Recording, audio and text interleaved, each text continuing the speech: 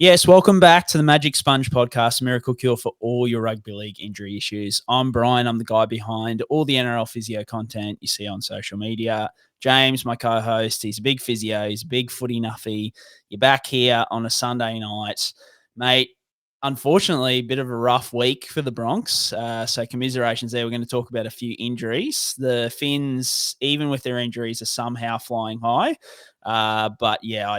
Look, I'm just not sure how long they can keep it up. Hopefully get some troops back. How are you feeling this week after a bit of a tough loss? Yeah, not too bad, Brian. I think it's going to be a tricky one for the Broncos to navigate. Obviously, Adam Reynolds is a key cog in the big wheel there, but hopefully there's good news on the Jock Madden front. Hopefully he can fly the flag for a period of time, and hopefully we can keep our head above water and make the top 8 come the end of the year. So bit worrying, but the Broncos are going to have to do it the hard way this year. So hopefully they can get through the origin period as well. There's a lot coming up. But the footy's been good. How good's the footy been so far this year? I think it's a tight comp. There's been good games of footy. This week was a little bit of a bludger with the wet weather, but overall it's been a pretty damn good season. I don't think we can have too many complaints about it, Brian, especially the Finns. Finns are up. Mate, the Finns are up all across the land, and the fact that they won in North Queensland, I think I was talking to you in one of the group chats. I think it was the one of the Magic Sponge draft comps, and just saying like, I don't know how the Finns can go from last week dishing up just horrible to playing pretty well this week. But look, I'm happy about it. Happy about it. Now, look, guys. So this week's episode, we have a really special offer for the Magic Sponge listeners. We've got Winners Locker on board, and they're giving away the best prize in Australia right now, which is their Ford Ranger Sport and State of Origin giveaway. It's a whopping $100,000 prize pack that includes a brand new Ford Ranger Sport worth over $80,000, plus a State of Origin experience that includes everything a footy lover could want. It includes 4 Legend Lounge tickets to Game 1 in Sydney, where you'll rub shoulders with rugby league legends while enjoying all-inclusive drinks and food, premium seating, and exclusive access.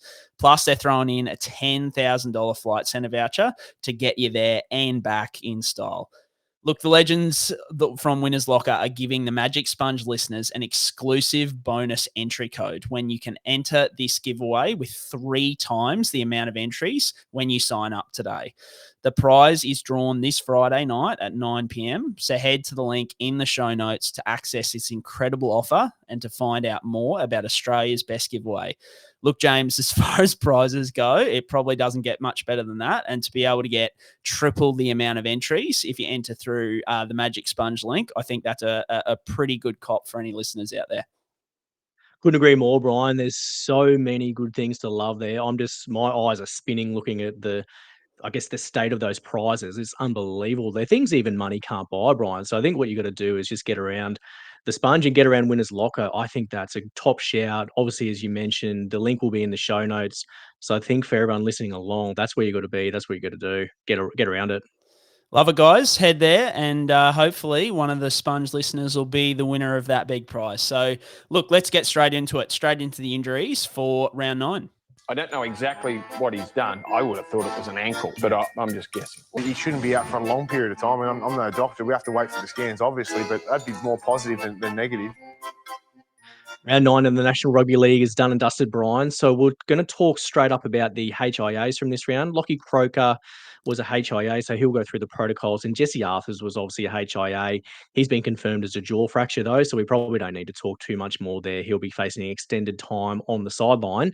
From the Bunnies and Panthers game, so a few big names here from the Rabbitohs again, who seem to be absolutely snake bit this year by injury. Cam Murray, the inspirational leader, is facing a hip flexor strain, so that might be an extended period of time on the sideline for him. Jye Gray has been reported as a syndesmosis injury that's going to require surgery. Dean Hawkins has got a quad tear, and probably just a little bit of an update on Nathan Cleary there, Brian, who was a moderately late pre-game hamstring injury rule out. Who do you want to speak to first out of that set of players, Brian? Yeah, I think we'll go through the South guys first because to your point, I was doing I just thought it was getting a bit ridiculous for poor old South. So I went through and I think they've got 15 or 16 players unavailable for them next week out of there. I think they've got 28 guys signed, and then they've got 4 or 6 development guys. So, out of 30, early 30 odd, half their guys are missing, which is just, look, I mean, I'm sure there's Bulldogs fans, Knights fans out there. They've had a really rough run at times, even Roosters fans too.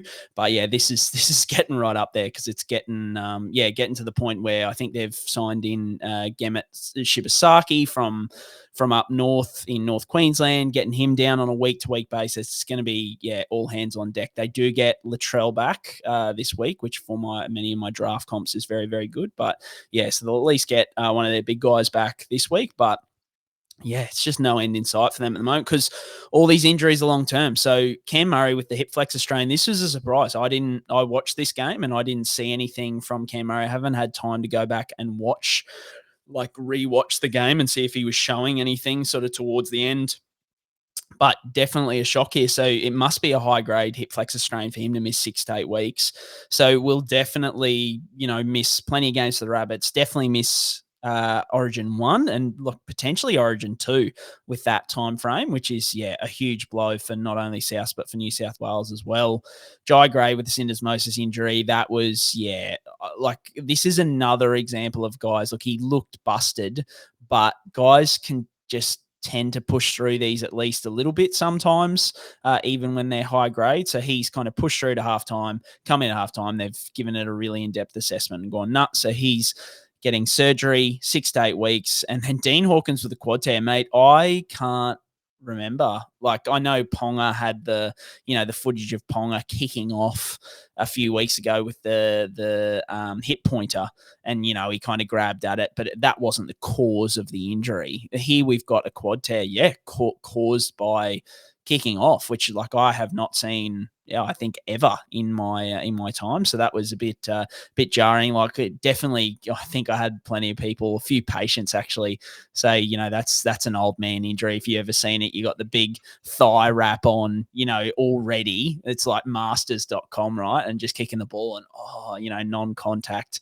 But once again, must be a high grade, and he's going to miss a good chunk, 6 weeks as well. So yeah, and really unlikely for those guys to come back any sooner than that with those kind of prognoses, which isn't really ideal. Nathan Cleary, I think this is a big one, particularly for all SuperCoach people. I did a big write-up on it over on Patreon this week if you're interested in sort of more in-depth thoughts.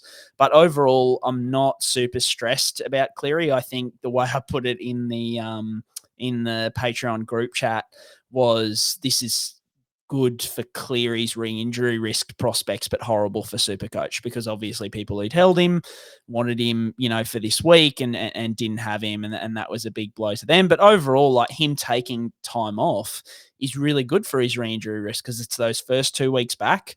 Now, I know technically this moves his second week an extra week, but at the end of the day, the more time he has where he isn't putting it under stress to the point of, I might re-tear it again.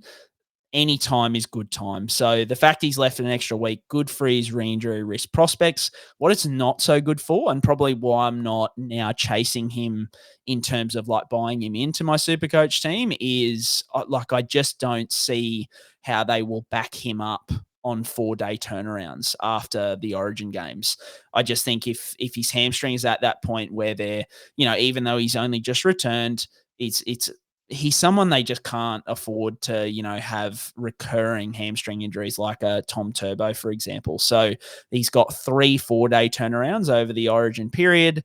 I just think at least he's going to be sitting out 2 of those and potentially 3. So for me, I'm just off him as a buy because I just think he's going to miss too many games over the Origin period now. I mean, you were pretty bullish on him last week and you had me convinced until obviously this all went down. How are you feeling about him now? Are you still keen on buying him, or do you think that's kind of that ship sailed? I've done a bit of a 180 on those thoughts, Brien. I must say, I think even today, Sean Johnson was pretty quiet, still at 45, albeit he got a try assist that was absolutely robbed in that no penalty try.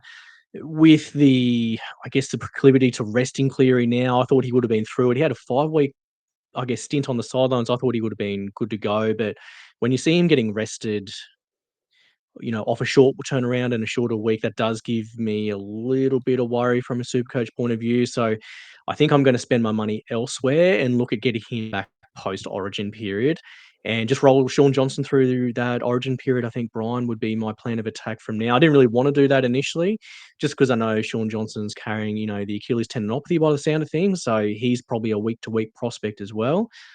But he didn't look too hindered by it today. I think the Warriors just look a bit out of sorts, don't they? They've sort the of Warriors just lost their can't. mojo a bit with Yeah. Metcalf. They can't afford to rest him, right? I don't think they can afford to rest him at the moment because they just I think they just got to get him out there any way they can. And I mean, look, it's never a bad decision to have SJ in your team, James. When has it ever been a bad decision, Brien? Just never. Righto, we'll move on to the next one. So Manly versus Canberra. Good win by the Raiders here to bounce back, but no injuries out of that one. So Broncos Roosters, few big names from this game. So obviously Adam Reynolds with the biceps rupture. Jesse Arthars, we mentioned before, with a broken jaw. He's going to need surgery on that. And then Brandon Smith, he went off later towards the end of the first half, I think, with a calf injury. They're not suspicious that that's going to be a long-term absence, are they, Brien, for Brandon Smith? No, so they kind of said that he was an option to come back on, but they kind of, the game got away towards the end, and Connor Watson was just killing it, who has been killing it. God, second year back from those patella tendon injuries and Achilles, those big tendon injuries like patella tendon, Achilles, it shows you that return to performance. It can still be achieved. It just takes that couple of seasons because Connor Watson's just been killing it. But Brandon Smith, not really too many concerns. The only thing, as usual with calves that we mentioned, those lingering symptoms. It can seem minor at the start, but then all of a sudden 2-3 weeks later, you're still getting symptoms in the calf. So I do have a little bit of concern there, but nothing too major. Jesse Arthars with the broken jaw. Yeah, look, it'll be, I think a really good example is Jacob Preston. He had what the Bulldogs described as a really, really small crack in his jaw. So he, pretty much the most minor of minor broken jaws you can have. And he missed 4 weeks and returned in the 5th week. So, it shows you that 6-week return to play is usually about right. Even for those minor, like the minor ones, you're not going to shave too much off that 6 weeks. And then, Reynolds with the bicep rupture, mate. This is, it's just devastating for, Broncos fans, for fans of footy in general. I think it's always good when Reynolds is there steering the side around and the Broncos play an attractive style of footy. I think it's going to be 12 weeks, 12-week return to play. Reynolds himself has said he's been aiming for around 22, 23. I won't go on about it too much, but my main frustration here is just the rot around his season's over. Like the number of times I heard that, and people are saying, they weren't that far off. But like a 12-week return to play at round 22, 23, you talk let's say it's round 22 at 12 weeks. That's still around 22, 23, 24, 25, 26, 27. So you still got 6 weeks of the regular season left. And then the Bronx are more than likely going to be in and around finals. So you got another week or a couple of weeks, potentially 3 or 4 weeks left. I just think, especially in the commentary and these kind of things, sort of having guys ruled out for the season on the spot, that's a big deal to fans. I think Broncos fans who are there watching the game and hearing guys in positions of power say, that season over, when, to be honest with you, with a biceps rupture, it was never really an option. We haven't seen, I've tracked bicep ruptures for the last 6 or 7 years in the NRL, and we've never seen anyone go over 14 weeks. The longest was 14 weeks was Kobe Hetherington in this team. And he returned, they returned him. It was over the off season. They returned him via Q Cup and built him up so they could take their time with him. When you've got a guy like Adam Reynolds, who is, so vital to this team, they're going to be getting him back as quickly as possible. Jake Friend, I think, got back in 10 weeks from a biceps rupture. So it's possible to even accelerate it, a couple of weeks as well. So I just thought that was really disappointing because I just know that someone like Reynolds, people out there, and look, I've seen the effect that me saying certain things, and I really try and be careful about, how I phrase things now, so that I'm not sort of, destroying people's hope or saying something that might unnecessarily concern them.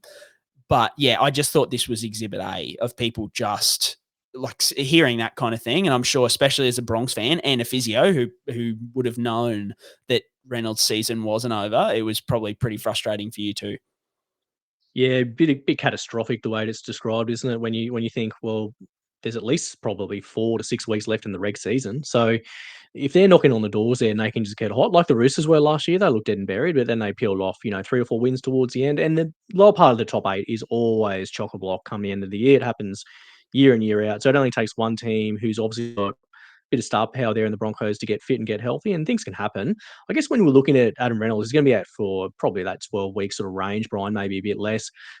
Madden was one we had on the casualty ward last week. We haven't sort of given an update about him because they were suspicious of Peck, weren't they? But not the case. Do you want to just throw a really quick little bit of detail about Jock Madden for, I guess, the Bronx fan, apart from me?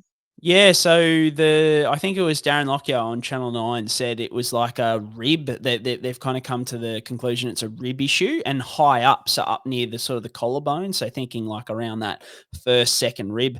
Bit of a rare injury because usually when you have rib injuries, it's down around kind of the lower chest where guys cop a lot of knocks. So we said at the time when we were discussing it last week that we didn't think it was a pec mechanism. It definitely looked more like a contact mechanism. So the rib part of it doesn't surprise me. I think he'll be touch and go for next week. That seemed to be the conclusion from Kevy as well, that there was no certainty he'd be back. It's just going to be super painful, I think, like any rib injury that we talk about on here. I mean, yeah, like he probably hasn't fractured it, but it's still going to be super, super painful and a bit tough to needle up around sort of the collarbone compared to down around the lower parts of the ribs too. So I think, yeah, I would say your return to play is probably 2 to 4 weeks post injury, which would leave next week as a possibility. But I think probably the week after is more likely than that. Are you kind of sort of feeling the same? Yeah, I think so. The thing about high ribs, I guess for people that don't really know where their top 2 ribs sit, yeah, you're talking above your collarbone there. You can almost like find your collarbone and sort of press in deep there where like the bundle of nerves run underneath like your collarbone and down your arm. But they sort of sit underneath there. You can actually, like, if you get them from a palpation point of view, you go sort of above the top of your shoulder blade and you can get to rib 1, rib 2 that way. So when you're thinking about tackles and making tackles, that's going to be the area that cops all the impact right in there. So I guess that's the challenge for Jock Madden, is how is he going to be from a contact point of view? Yeah, in terms of the time frame, it's going to be a tricky one, isn't it? I think it's going to be a week-to-week prospect. I hate using that terminology, but he probably is in every sense a week-to-week sort of prospect, isn't he? I think is a good way to describe it. Hey. Yeah, 100%. All right, Brien. So we've wrapped up the Broncos Roosters. Next game was Bulldogs and Tigers. All doggies on the list here yet again. So poor Bulldogs fans, they're probably sick of hearing us read names out from their team members. That seems to happen from a week to week prospect and basis. Connor Tracey was a quad injury. Jacob Carraz been reported as a knee injury. Billy Kickow wrist injury. Kurt Mann with a groin injury, and Reid Marnie with an ankle injury there. Brien. Probably the most fantasy relevant is Jacob Carraz. I was one who traded him in this week. What are they thinking knee-wise there? Yeah, mate, all of this information has come from, once again, friend of the show, Philip Ronalds Gould. He put out a tweet saying, just kind of running through all the Bulldogs injuries. Look, I just wanted to include them here because just to tell you, like, more than likely, none of them are really concerning. As you say, Kiraz with the knee, apparently he was going to get a precautionary scan because, he's got that history of the MCL injury. So potentially there might be something there. I didn't see anything on the, during the game to suggest that there was a, major injury there, but that's probably the only one to monitor. All the rest, the good lesson for people here is look at that list from Gus that he posted. Every team, if they let us know about all the, bumps and bruises and different injuries, that they would all have a list this long. And that's a great thing about Gus is that he gets on socials and sort of lets us know this, whereas a lot of clubs, don't let us know anything. And then we only find out about it during the week. Or, an Eagle Eye fan will spot, one of the players in the post-match, sheds doing the team song. Oh, they've got an ice pack on this. And that's what this kind of stuff is for is, bumps and bruises. It happens. And usually guys just play through it. Okay.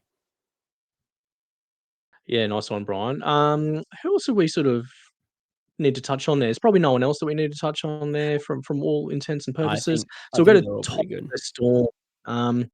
Big names out of this one again. Poor Ryan Papenhuyzen, mate.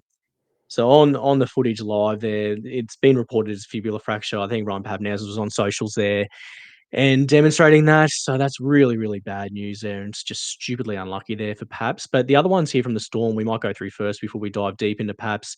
Jerome Hughes with a calf concern, Tuafalonga with a knee. I didn't see any mechanism with that. And Tanner Boyd's got a pretty complex wrist injury out of this game as well. So I guess starting with Tanner Boyd, Brien, and then we can sort of end up on Ryan Papenhuyzen and dive a little bit deeper into there because that's I guess news that no footy fan wants to hear, and the Melbourne Storm certainly don't want to hear after all the time he spent rehabbing back onto the park and looking good as well. Hot again the other night. Man, he's a good player, but just so unlucky. God damn. Oh, 100%, mate. So Tanner Boyd, really quick, wrist dislocation. So that's a pretty complex injury in that you can get a bit like your shoulders, like you hear us talk about shoulder dislocations. If it's minor, if the ligament damage isn't too bad, you can kind of avoid surgery, try and come back. And with the wrist, it can be anywhere from kind of 4 to 8 weeks. But if it's significant enough where they think that the damage is too much, the ligaments, aren't stabilizing the wrist anymore, he's going to have an unstable wrist moving forward. He might need surgery, and that's where you're looking at 3 months plus. So we'll have to wait for news on that. Most of the wrist dislocations that I've tracked in the past have been 6 to 8 weeks. So yeah, we'll wait and hear on that. Tuafalonga, he went off for a HIA, passed, came back on in the second half, then only lasted another 10 minutes in the second half and then came off with a knee injury. Mate, I couldn't find anything. I went back to have a look. The last run that he took, he kind of pulled up a little bit, but I think that was more because he ran in behind Cameron Munster and thought he was going to be, like done for a shepherd or something like that. So he kind of fell to the ground, but I didn't see anything from him. So I'm not really sure. He did have it iced medially post-game. So whether there's some sort of MCL sprain there, medial meniscus, hard to tell. So yeah, gonna have to wait to hear more guidance from the Storm on that one. And then Jerome Hughes with the calf, mate, a bit concerning here, I guess, is the fact that he said he felt a pop. He also said that he doubts he'll be right for next week. Hughes has a pretty extensive history with calf injuries. He's had several in the past. So he knows calf injuries well in terms of like how they feel when they're bad. So feeling a pop, doesn't think he's right for next week. The nature of calf injuries, look like this could, I think he's doubtful for next week by that information so far. And then, this could be a multi-week injury. That pop could be, could be a partial muscle tear in there. How he finished out the game, he felt it in the first 10 minutes and just had to stay on there. That does give me at least a little bit of solace, but he even said himself he felt like a bit of a passenger out there. He couldn't really do much. So, I'm really concerned about a multi-week one for Hughes. And then even if it does come out that it's just minor and he might only miss 1 or 2 weeks, my concern here is his history, right? He's got a history of multiple calf injuries. We know the nature of calf injuries are that they linger around. So, like if I'm a Hughes owner in SuperCoach, I probably wouldn't sell him straight away if it was announced as a 1 to 2 week injury, but I definitely have my trigger finger on the trade button. If it starts to linger a little bit or if it's announced as like a 3 to 4 week injury, I think it's better to move on and see what else you can do. Now, the big one, Ryan Papenhuyzen, just horrible to see. I think the thing I want to make clear to start with is that mechanism and that amount of force coming down would have broken most people's fibulas, because I've seen a lot of, chat about weak bones and all this kind of stuff. But if you have a look where AJ Brimson's leg comes directly down on the outside of his leg and almost makes his lower leg sort of fold down towards the ground, there's not many. Fibula isn't that strong a bone to begin with. It's not going to, survive that a lot of the time. So that's really, really important to cover off on straight away. It's a fracture to the same bone that he fractured last season when he had the fracture dislocation of his ankle. But I do want to make clear that the plate as a whole, because we're going to talk about the plate and how that relates to sort of how that relates to a risk of fracture moving forward. Using plates on fractures like this as a whole makes the bone much stronger because, look, metal is stronger than bone and it protects the old fracture site really well. But even though it is stronger as a whole, there is still points that are weaker than the rest, in inverted commas. And that's around the edge of the plate. And this is where the fracture for Paps has occurred. So, how can a plate make a fracture more likely in certain places? So I think a really interesting sort of concept for people to understand here is bone in a healthy person will remodel itself or heal in response to loads that it is placed under. So it means that bones have to carry an amount of load at any time to stay healthy or to heal in the body. But sometimes you've got an implant or a surgical implant like a plate. It's got to be placed on that fractured bone to heal it. The thing with that, putting that plate on there, it doesn't let the bone carry the load in the same way at the fractured zone, in the early stages anyway, because you've got that plate on there. It's protecting the bone, and it will protect the bone moving forward too. So it alters the load that bone goes under. So instead of the intact parts of the bone beneath the implant sort of, continuing to be healthy, they aren't put under significant loads either. So the bone can almost lose its density a little bit somewhat as a result of the removal of this loading from the bone by the plate. So you don't have as much loading going underneath the plate into that bone. So that bone theoretically, and this is why we talk about why don't they remove the plate? For bone to completely heal, and we spoke about this a couple of weeks ago, it's at least 6 months, but up to 12, sometimes 18 months for a bone to be completely healed, a full callus formation, completely strong. If you start taking that plate out when that bone isn't at its best, it hasn't been loaded correctly while the plate has been on there, you take that plate out, you've also got holes that are left in that bone from the screws. That bone is actually at a higher risk of injury than it was before. So that's definitely not something you want to do unless absolutely necessary. And that's why a lot of guys still have plates in. But where the plate, and as I said, the plate does make the bone as a whole stronger, because you cop a knock directly on that plate, it's not going to break a lot of the time. Where it becomes a problem is if there's a rigidity or a stiffness mismatch between the bone and the plate. Because the plate is more rigid than the bone. It's solid. So in order to avoid, and this is where it gets a bit interesting, I was talking to one of our mates who works in a lot of surgical cases today.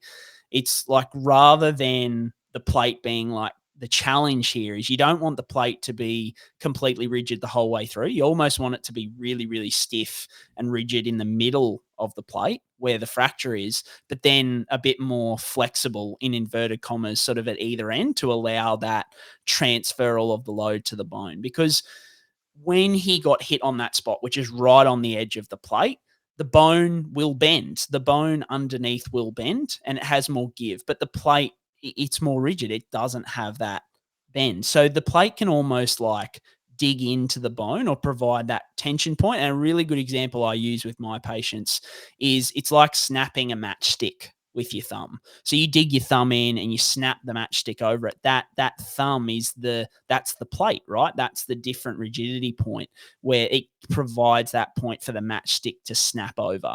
And that's kind of what you're talking about, is getting hit right on that wrong spot. The plate digs in and it just causes that fracture up above. So we spoke about why we don't want to move the hardware at all times. Sometimes it needs to happen because of irritation. Like I think Paps had some screws in his kneecap that he had to have removed because obviously screws in your kneecap's moving around all over the place. That can cause a fair bit of irritation. But overall, I think, look, I've gone on a bit of a rant there, a bit of an anatomy lesson. Sorry if I bored anyone to death, but hopefully you got something out of it. I think the big thing with Paps here, 4 to 6 weeks expected to miss with a fibular fracture. To be honest with you, I was really hoping fibular fracture was all it was. I know I said at the time, and it is a chance. We had Jackson Hastings last year, who initially they thought it was just, an irritation of the plate in his fibula, and then he ended up fracturing it down the track. But you can see that, and that would have been very best case. But with the amount of force that went through it, I was just hoping it was a fibula rather than a syndesmosis injury, because fibula, especially with a plate, over the top of it, the fibula is not a massive weight-bearing bone. It doesn't have a lot of force going through it. So give it 4 to 6 weeks once again, and he'll be back. He'll be back well. I'm not overly stressed about this in terms of performance, moving forward. If it was like another high-grade syndesmosis injury, if we're talking about fractures into the joint space, these kind of things, that gives me concern. But a fibular fracture, yeah, I know it's a big hit to Paps as a whole, but in the grand scheme of things, I think he'll come back from this really well. How are you feeling about his prospects moving forward, mate? Is that just me with rose-tinted glasses? Are you pretty confident with him moving forward too? Yeah, the same as you, Brien, actually. So I guess when he reported, even described it as a small fracture through his fibula again. So it doesn't sound like it's complex in nature either. That's prognostically pretty good. I'd be probably thinking more on the side of 6 weeks, hopefully for Paps, rather than 8. I guess the only thing is the Storm has been conservative with him in the past. So might be a little bit of a watch and wait there. I guess from a draft point of view, you can keep him in your team. I think you just got to work around it. From a standard purpose, I think you probably trade in, trade out because you want to get a big scoring fullback in there. I guess on the nerd front there, Brien, the only other thing that I'm sort of aware of, and we sort of see a little bit more of this stuff in hospital settings, particularly the ones that are most common around like either fractures around hardware, or the ones we see most commonly are hip replacements that fracture like near or above or below. And they talk about stress shielding. So that's the way it's sort of been described to me. And I guess the only thing you can sort of talk to about that when you Google and look it up is it's kind of, they call it like a phenomenon that occurs where around like your implant or around the prosthetic joint, where that plate is, that absorbs more on the mechanical load than the normal bone would bear. So then there's changes in the bone structure and density over time. And I think in Papenhuyzen's case, it probably just means he doesn't have as much relative stiffness in that bone that's about able to absorb those things like that tackle that he was a part of on the weekend. So it's really just unfortunate and it's really dumb luck there. But I think in the longer term, we'll definitely see Paps back this year, and I think we'll see him back playing well. That would be my take from it. It's just another kick in the guts for one of the good guys of rugby league who doesn't need another one of these injuries again after this. So let's cross our fingers and our toes for Ryan Paps' sake that this is the last time we talk about him in extensive detail on the Magic Sponge, Brien. I know he's a friend of the show, but boy, oh boy, he needs a bit more luck go his way there. Moving on to the Cowboys Dolphins game, Brien, is what we'll talk about next. So out of this game, Tessie New was an ankle injury. Looks like a high ankle sprain there for Tessie. Jermaine Asako was reported as a wrist injury, and Chad Townsend was ruled out with a knee injury pre-game here. I guess Tessie New, we're probably looking at multi-week absence there at least, aren't we, with a high ankle mechanism, Brien? Yeah, I think this is one of those ones I wouldn't I'm leaning towards surgery in 6 to 8 weeks until proven otherwise, which means it's Valence Tafare season, James, I believe. If, we don't get any troops back, let's get the man back and get him another contract, because that is, I had to mention it on the pod, mate. I couldn't go the whole pod without mentioning my boy, Valence. Just like, I don't know what I need to do or what we all need to do, but let's get Valence, let's just get him another contract. He needs to come in Magic Round. He needs to be there for Magic Round, so we're there again, because that was one of the good last year. Oh mate, that was all time. But 6 to 8 weeks probably for Tessie. Anything less than that, I'll be I just think you'd be really lucky to be less than 6 to 8 weeks. Jermaine Asako, this wasn't reported too many places. I just wanted to mention it because I noticed him sort of clutching at it last week in the Knights game. He kind of reeled out of a tackle, I think it was, feeling at his wrist. And then when he scored, I think it was either his second or his third try, he kind of planted the wrist down and then came up like going, oh, my wrist again. And it was heavily iced post-match. So probably playing through something, nothing to be majorly concerned about at this point in time, but certainly worth a watch. Just purely because he's obviously playing through something. Potentially there might be a small fracture there or a sprain there that could get worse. So, one to keep an eye on. And then Chad Townsend with the knee, we didn't get any information on that, so I'm not really sure. Jake Clifford killed it. So I would argue keep Jake Clifford in, but yeah, we'll see what happens with Chad there. On the Val front, Brien, I would make a strong case for him getting a Bronx contract. It's funny when you watch the Broncos this year, they have missed Kurt Capewell in a sense because he has an ability to play edge and centre in a pinch. And I think it's just so important in the modern game when you're dealing with HIAs and 15-minute absences at least. The Broncos had more than that to deal with the other night. But I think you could make a case for Val being like an edgy sort of back rower to centre in a lot of setups in a lot of teams. So I don't think he'd be the worst person necessarily carrying your top 30. Probably not even the worst to carry in your top 17, I don't think either. I think if he's been playing pretty consistent, he showed last year he can perform at that level. I hope we see a contract for him somehow, somewhere, hopefully in Brisbane still, in different colours maybe, because it sounds like he's a bit out of favour at the Dolphins. But tell you what, the Broncos could use a player that just has that little bit of extra positional flexibility, I reckon. I'd full faith in Christian Wolf until I read that report, mate. And now I'm 99% out on him. Just I'm hurting at the moment, but yeah, it's not a good time in the Senior household at the moment when I found that out. So yeah, I know a lot of it's, he's a cult figure and all that kind of stuff, but just give me excitement machines in the game. Seriously, just more of it. Sign me up. Knights v Warriors, Brien. This was a bit of a bludger of a game to watch on telly.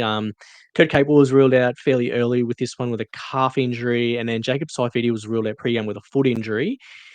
We haven't really heard much prognostically on Kurt Capewell that I can recall. Brien, have you heard anything differently from over the ditch? Yeah, I haven't had a chance to post about it yet today. I'll probably get to that tomorrow morning. But yeah, it didn't look good. I only saw it like on TV as I was kind of getting around doing jobs this afternoon. But yeah, I think Andrew Webster said in the post-match presser that he is unlikely for next week. So it's probably looking like a moderate strain, which would be usually 3 to 6 weeks. So potentially could be a multi-weeker there for Capewell, which is a bit of a big deal because they're missing Nia Corey for another few weeks as well. So yeah, and then Jazz Tavunga's out. So yeah, their forwards are definitely getting challenged. You might have to, send Mitchie Barnett out to an edge or something like that potentially.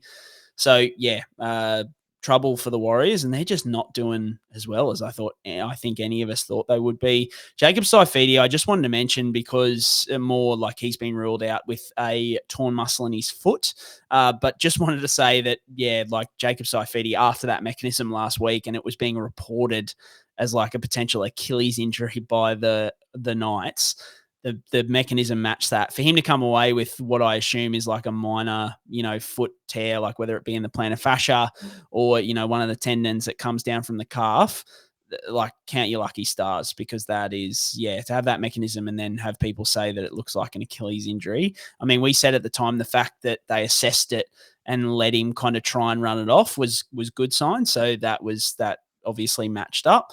But I think without knowing which muscle it is, it's hard to say how long. But the fact he was named for this week, I'd say he'll probably be back in the next couple. Very good. So Sharks-Dragons game, Brien, there was no injuries out of that one. And the Eels won the bye this week, but probably worth just giving a quick update about Clint Gutherson. We've talked about him extensively, I guess, week 1, week 2, week 3. And then he's actually proceeded to knee surgery as of last week, didn't he, while they're on the bye? Yeah, mate, had to go in and get a clean-up to get all, I think there was some floating cartilage and potentially some meniscus stuff going on in there.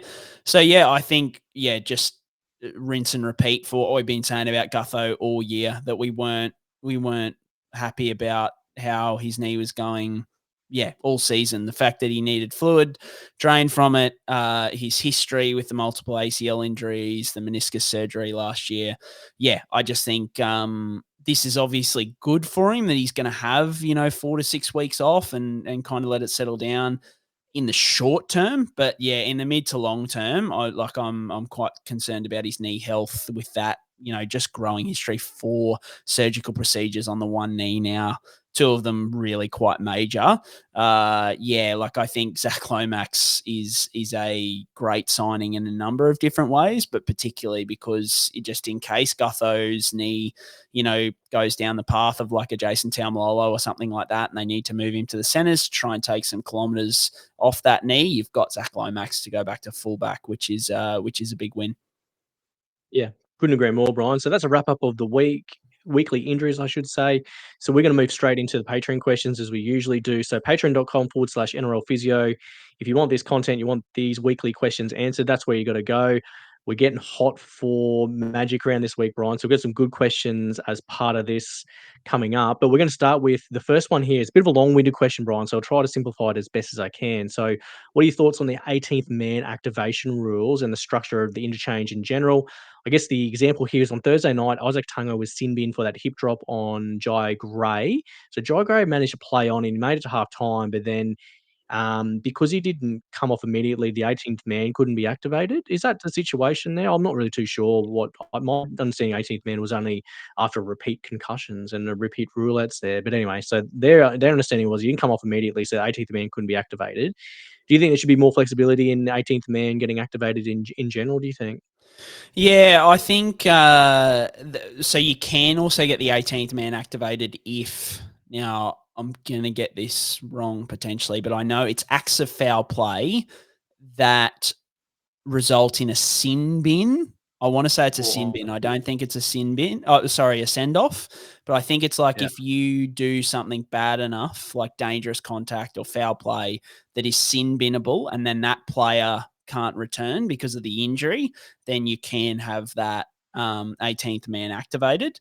So I think like that's why in Jye Gray's like thing, because like if he had gone straight off with that ankle injury because Tungo was sin binned, you can then activate the 18th man. Look, my general, and I'll just talk about this generally, like I just think it's absolutely ridiculous to think that a club bringing on their what is effectively their 18th best player is going to make any kind of difference to the game as a whole. Like I just find that really hard to wrap my head around, because there are some teams, and we talk about him all the time on here, probably not in a positive light, but Trent Robinson on occasion just doesn't use a bench forward, just because he's obviously like, well, he's my 17th best player. I want my, the guys I'm going to pull off for him are going to bring off, I shouldn't say, in those terminologies. I'm going to bring off for him my, 4th and 5th best players might be, Jared Warrior-Hargraves and Lindsay Collins or someone like that, for example. No, I'm going to keep them out there.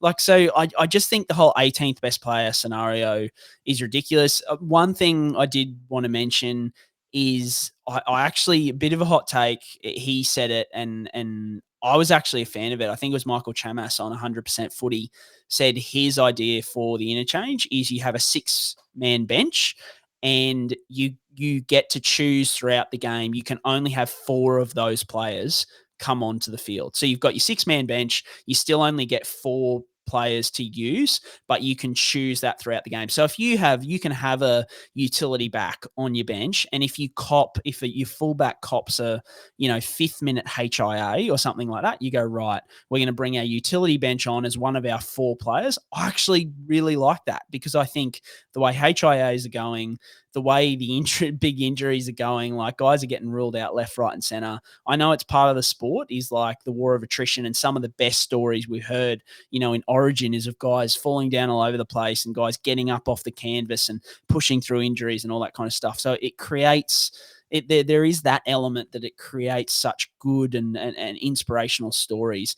But also, like as a fan, I just hate seeing games destroyed by injury, where it's like, like 2 competitive teams. Like I was looking forward to the Broncos Roosters like all week, and then you have like Jesse Arthars go off early. And look, like I'm not saying that the Broncos would have won otherwise. I just think the spectacle of the game kind of gets lost a little bit when you have one team, say, lose a few players, and it just, and that's just a personal preference. I'm not saying that's right or wrong. I'm sure there's other people who think, like, tough it out. They got to do it. But yeah, I don't mind the 6-man bench idea. Where do you sit on that? Because as I said, it's my personal preference. What's your thoughts, mate? Yeah, I don't mind it. Like, I think when you've got the HIA rule, I think there's got to be a degree of flexibility. Part of that's probably just coaching selections. So I think there's got to be an expectation that you probably don't want to run 4 forwards, because if you get a backline injury, then, what are you going to do? Obviously, New South Wales ran into that last year. That's been sort of well publicised about, Freddie moving Damien Cook out to the centres as cover there, and, that didn't work out too well. With the interchange stuff, this is my sort of lens. I quite like lower interchange numbers in total. So I think if we could drop the numbers but have a similar sort of style bench. So if you had a 6-man bench, my call would just be you have 6 changes to use. And that's it. You can use it which way you want to do it. If you want to use 1-1-1-1-1, all good. If you want to do like twice on one, twice on another, whatever. I think, would that bring more fatigue into the game? I don't know necessarily, but I think, like we banged on about before, we want short kings in the game. We want them ripping up. We want high skill players. I think there's got to be a little bit of incentive for, those bigger guys getting minutes under their belt and getting dominated by smaller, quicker players, fitter players at the back end of the game. I think that's where footy's always good. And that's where like park footy's so good, Brien, because so often you go to a game and, you got an 8-minute game or a 7-minute game. There's no line speed defensively from minute 60 because everyone's cooked. And the game is so good because it's just 60, 70 meter sets of 6, and it's just back and forward and back and forward. And, there's not a lot of wrestle in tackles. And I think that's what people idolize with footy. And hopefully there's a way to do that. But I think interchange has got to be something that's been looked at. It hasn't been looked at in a long time. I don't think it's been sort of, current numbers where it is for a while. But with HIAs, I think there's got to be a bit of change there. Question number 2, Brien, we'll move on. So in regards to Ryan Papenhuyzen again, so what's prognosis and return to play for this type of fracture, where if we compared him to like a fibula and tibia fracture, what would the difference be there in terms of return to play timeframes? Yeah, so fibula usually around that 6 weeks. Tibia, we've seen with Lockie Ilias and who's the 5'8" from the Warriors? Why is his name slipping my mind here? Metcalf. I just talked about him earlier. Metcalf. Yep. So we've got Metcalf as well. Tibia, you're going to look at like at least 8 to 10 weeks, but usually like 3 months plus, just because the tibia is that main shin bone, carries most of the weight. So yeah, it's going to be a little bit longer. And then tibia and fibula, yeah, that's, it's significant. And usually you're going to get quite a bit of like ligament damage with the tibia and fibula one as well. And that's what I was talking about before, and why I'm not super stressed about the fibula, the isolated fibula fracture, is because a bone can heal. Like a bone has really predictable healing times a lot of the time, especially when it's a fibula. Once you got tibia and fibula, it's usually a more complex injury. You open up like things like a compound or an open fracture, so where it pierces the skin. So it's going to be like 4-6 months plus. So it's a lot more significant. So yeah, fibula definitely the best by far. Going to lump a couple together next, Brien. So we want some updates on some of the Finns boys there. So Herbie Farnworth, what are we looking at return date wise there? And then the other one's about Tom Flegler. So how likely is it that Tom Flegler will get permanent damage from a nerve point of view with his shoulder injury? Do you want to update the Finns boys? Yeah, 100%. So with Herbie, it'll either be next week or the week after. So I think he's a chance for next week, but more likely the week after. Like, I just want to comment on the whole, like I've had that many messages of people being like, oh, so when Hammer comes back before Herbie and goes to center, like, does that make Trey Fuller a better buy? And I'm like, that is a rumor that has just been started by SuperCoach, like hungry people who just want Trey Fuller to be the guy. Because I'm like, Trey Fuller was still a really good buy, and I said that on Patreon this week. But Herbie's going to be back before Hammer, because Hammer's at least another couple of weeks away. And yeah, it's just not, it won't happen unless something happens to either Herbie or Jake Averillo, because they're two of the Finns' best players. I know they've moved Hammer in the past, but it was because we were cooked at centre, like we had nothing. So yeah, Trey Fuller's still a good buy, but I think those rumours mainly started by people, SuperCoach owners who just wanted Trey Fuller to be that guy for the rest of the season. Still a good buy though, because he'll get a lot of money. How likely is it that Tom Flegler will suffer permanent damage with his shoulder injury? It is to the nerves. Nerves are a bit more unpredictable, so it leaves it open. It's still very unlikely. We've seen nerve injuries before.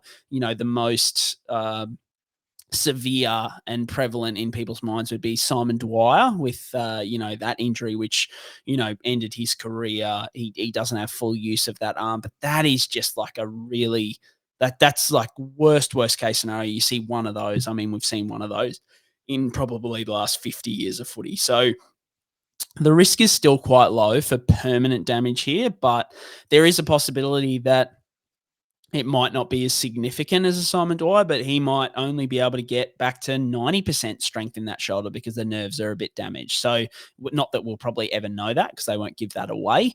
But once nerves are involved, it just leaves it a little bit more dicey. Very good. So next one is on the injury front again with Adam Reynolds. What about medical retirement there with all the injuries that he suffered, or is he still fine to keep playing?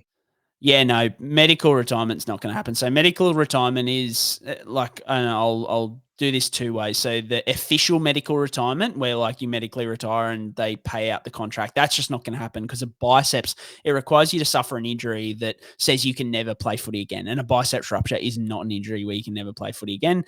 And then medically retiring from a fact of like he just feels he wants to retire. I mean, look, I'm not going to judge anyone's body, and he could be going through like a Greg Inglis, for example, could be going through mental battles and all that kind of thing. You get to a point, but physically, with what we know, a biceps rupture and even like his hamstring injury or whatever was going on with his knee, there's nothing there that says that physically he won't be right to play moving forward. Now, we'll move to the next question, mate. And I'm going to throw this at you because I know these next two questions are at both of us, but I'm going to throw this first one to you. Now, I want to say to the listeners, James and I are very proud about our commitment to Magic Round, and we spent a good 10 minutes before we started. Sorry that the pod's a little bit late tonight, because we spent a good 10, 15 minutes doing some good notes on these questions because we wanted to make sure we didn't miss anything.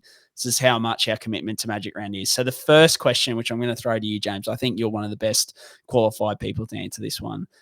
I got a question this week. What is the best way to do Magic Round? I'm in my 20s, no kids. So the question asker has a bit more freedom than us as, dads with young kids, but he needs some advice from Magic Round veterans. Walk me through your ideal weekend for Magic Round. Let's go, James.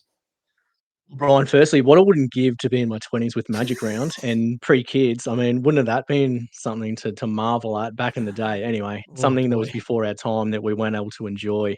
But anyway, we do our best to cash in now. What we should say before we start, Brien, is we are definitely putting in stone here that you have Friday and Monday off work. I think that has got to be a given before we get any further into this, because if you really want to have the best Magic Round experience, I would strongly encourage a Friday and Monday off. Obviously, not everyone can do that, and that's fair play. But if you can, in an ideal set of circumstances, that would be the go. Starting on Friday, I think you want to ease into the weekend of festivities. I think you probably just want to start somewhere on Caxton Street. We talk very highly about Brewski. Really good for beers on tap.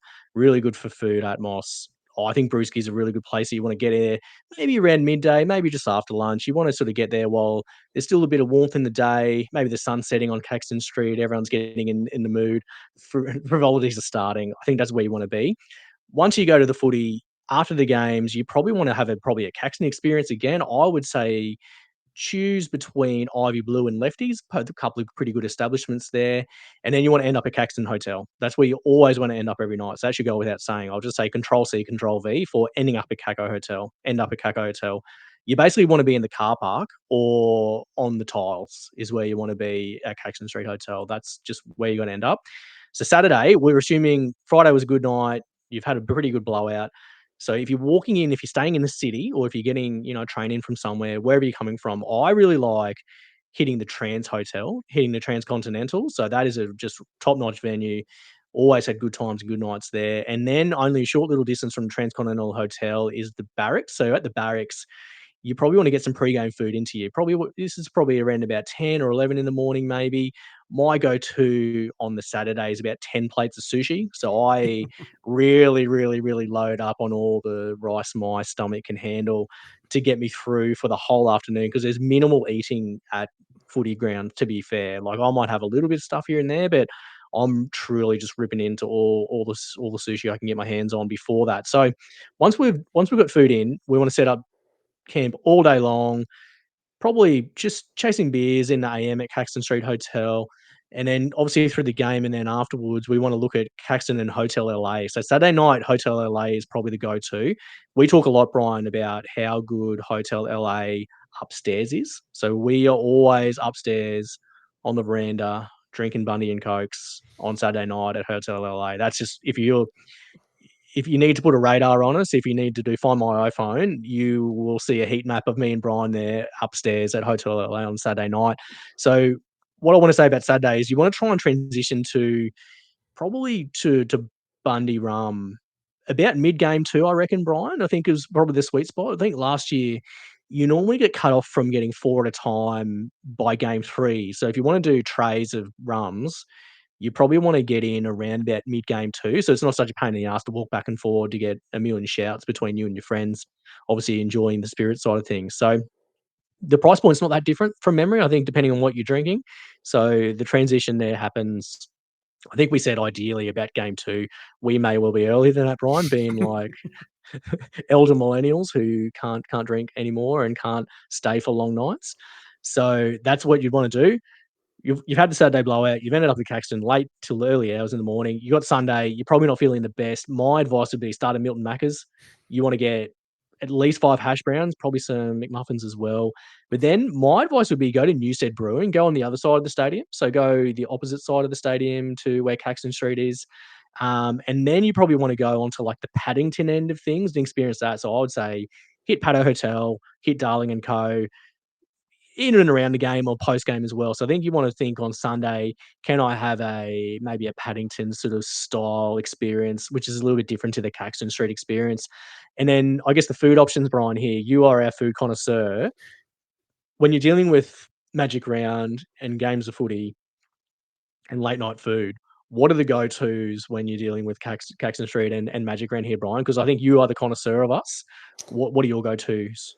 Mate, as is shown by my move from size small clothing in my mid-20s to now size large as in my mid-30s, I am definitely a food connoisseur since becoming a dad, really embracing that dad bod life.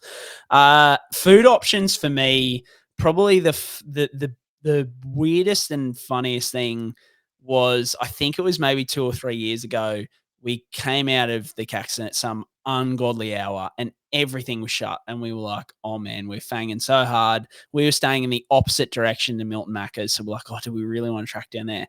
Went around the corner, down there in Caxton Street towards the city. There's this Indian joint. We got a butter chicken and garlic naan at like 3 o'clock in the morning. And I'm not even lying, that was the best thing ever. So you have to, one of the nights, go down and get Indian. It's down the end of Caco. I think you turn right once you get away from the stadium. Just get it. It's so good. There's pizza there. There's a kebab shop. You have to do Macca's one night, especially if you're staying down that way. I would make the Milton Macca's your go-to. But yeah, definitely. I think I just think that's a quintessential Caxton experience for me. Is just coming across this Indian place, and it was fantastic. I will say for anyone on the fence about jumping on the NRL Physio Patreon, James's detailed notes there on the perfect Caxton weekend.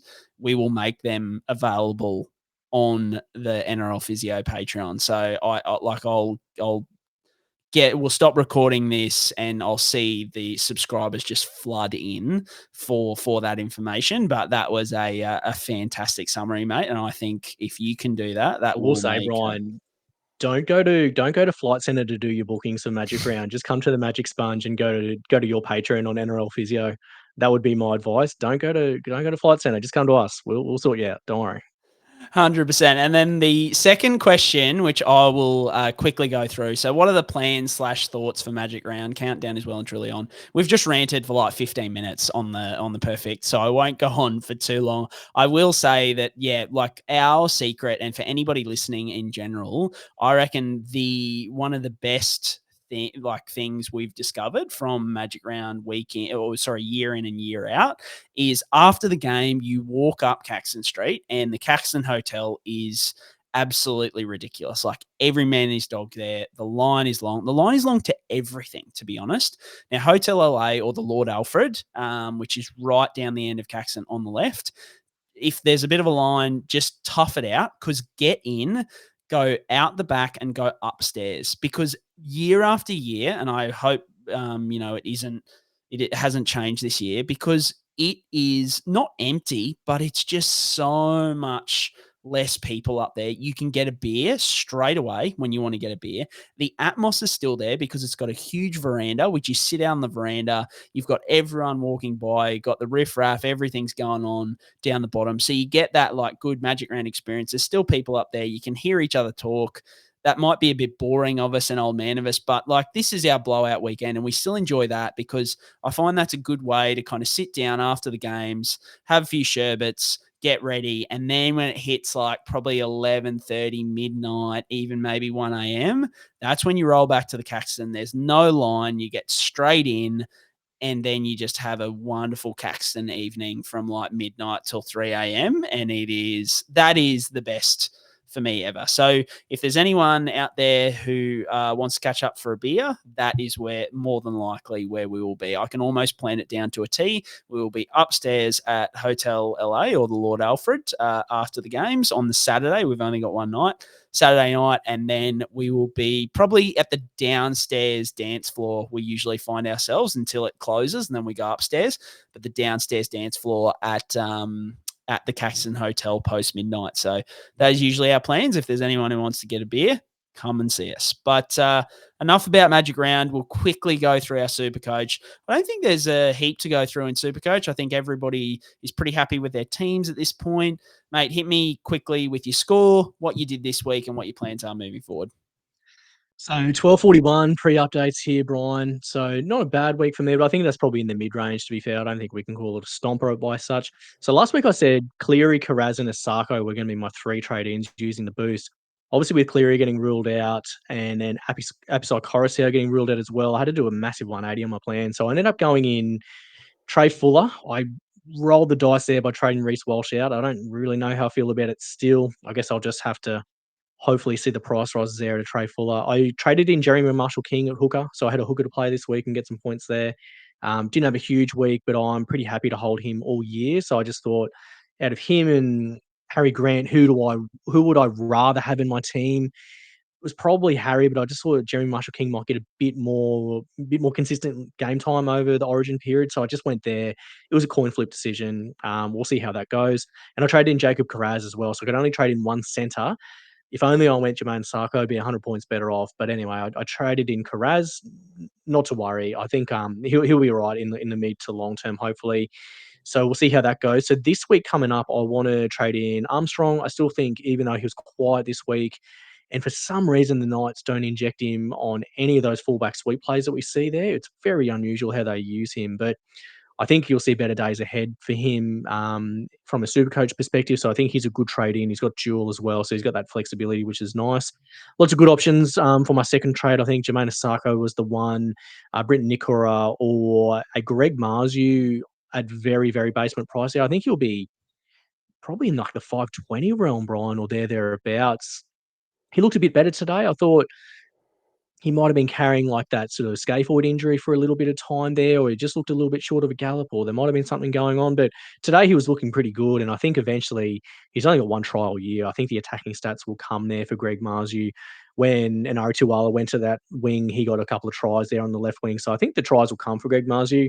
And I think at 520-ish, give or take, that's pretty tasty to look at. He's got decent buy coverage as well. So he might be one way I go rather than Jermaine Asako, just to save a bit of coin there. The only smokies for my team will be Suafar Longo, Simuela Fainu maybe as a front row rotation there. I really like the idea of interchanging him and Josh Curran through front row.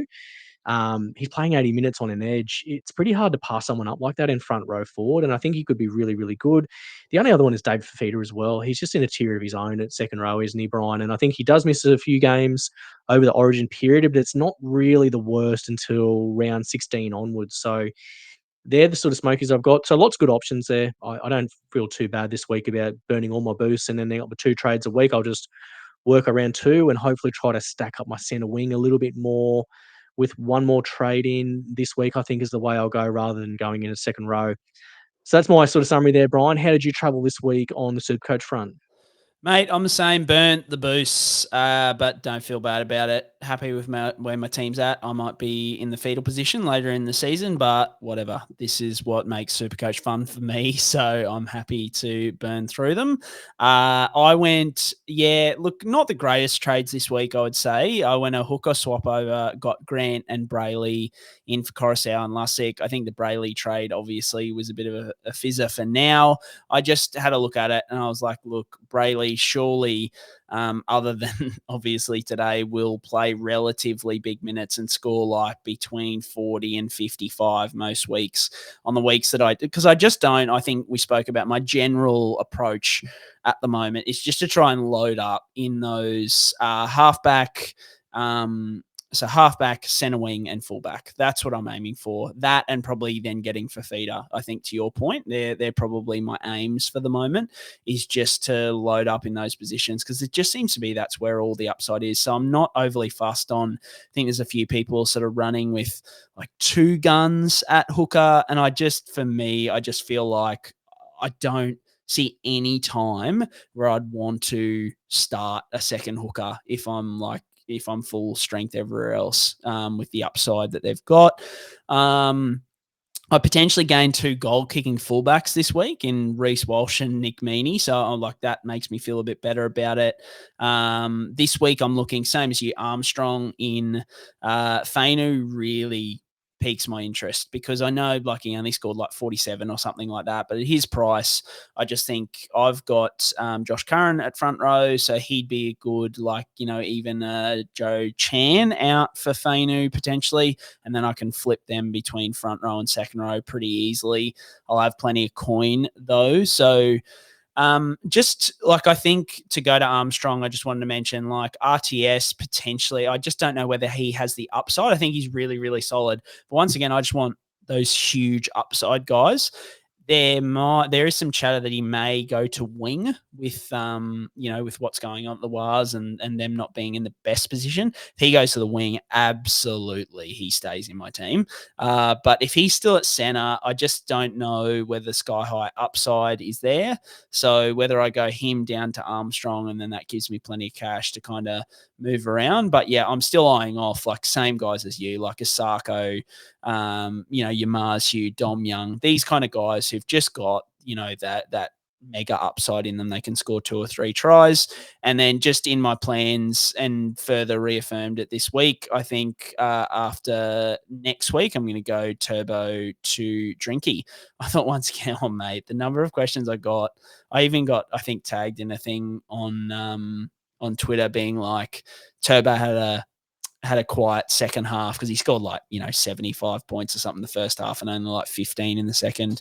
And it was is that a hamstring guarding technique where he has to ease off in the second half or something like that? And I'm like, oh my God, guys, I understand he's Tom Trbojevic and I get that he's got that injury history, but we can also analyze him any other player as well and just be he just Manly just had a shit half and he wasn't in good positions in certain plays, but that doesn't mean as I said, until we find out otherwise, I just think jumping straight to he's obviously dealing with something. It's just reaching a little bit too far for me at this point. So he is human. He's not that 2021 version of Tommy Turbo anymore. Unfortunately, he's still one of the best fullbacks in the game, as we saw in that first half. But yeah, I just think with him likely playing Origin. A lot of the chatter is around, he's pretty much a lock for Origin. And then Drinkwater looked really good, and they've got a pretty good draw coming up. Yeah, and I'll probably make money on that trade, which I wasn't expecting to a couple of weeks ago. So that's in my plans. But other than that, mate, I think that's about it. That's a wrap for this week. Head on over to the link in Winner's Locker to get that triple entries. That'll be a really good one. Hopefully a Magic Sponge listener can take that out. Mate, it's next week, mate. I don't even know if I'm going to be able to contain my excitement. It's 1 hour and 9 minutes now, and I think about 20 minutes of that was us talking about Magic Round. I'm keen as for Magic Round. It's on the horizon, mate. Get excited. Mate, I'm really, really pumped up. And actually, in terms of things I enjoy talking more about, it would be Magic Round itineraries rather than player injuries. So if we can have more questions in that space, more than happy to go deep into that one. And I think the other thing that's exciting, Brian, as well, I'm getting around Winner's Locker. I'm going to get a whole heap going on there. I reckon there's some top-notch stuff up for grabs there. So I'm red hot on that. And obviously the link will be in the show notes. So get around that for all the listeners as well. Mate, I think pretty good odds at this point. Once more people jump on, obviously odds will extend out further. Pretty good odds and some pretty good prizes. So get on it. But otherwise, guys, as always, give us a review, recommend to a friend, all that kind of stuff. And up the mighty Redcliffe Dolphins. Suspected